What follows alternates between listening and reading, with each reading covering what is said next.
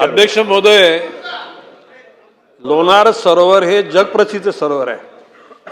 सन्माननीय सदस्य खरात यांनी सांगितलेली गोष्ट खरी आहे की जगातल्या विविध देशांमधून त्या ठिकाणी पर्यटक येत असतात.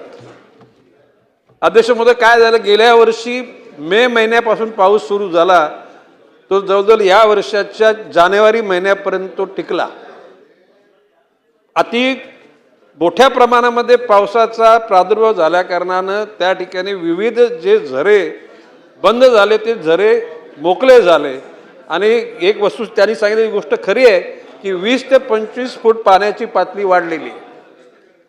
आणि त्या पातळी वाढल्यामुळे त्यांनी नमूद केल्याप्रमाणे गायमुख, सीतानानी, रामगया आणि पाप हरेश्वर ही जी मंदिरं आहेत ही त्या ठिकाणी लोकांना दर्शनाकरता उपलब्ध नाहीत.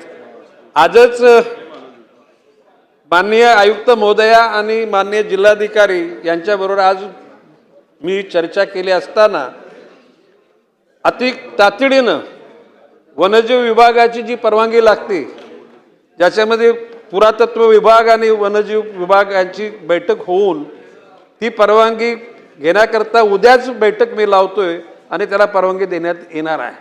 आता मगाशी आपण म्हटल्याप्रमाणे त्या परिसराकरता 434 कोटी रुपये त्या ठिकाणी निधी मंजूर झाला आहे.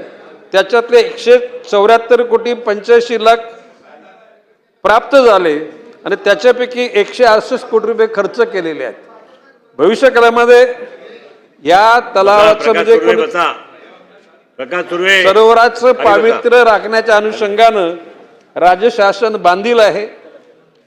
या ठिकाणी अध्यक्ष महोदय, मधल्या काळामध्ये तिथलं पाणी तर गुलाबी झालं होतं.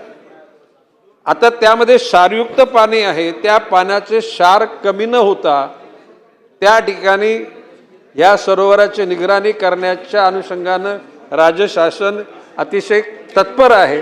लवकरच त्याचे रिझल्ट मिळतील.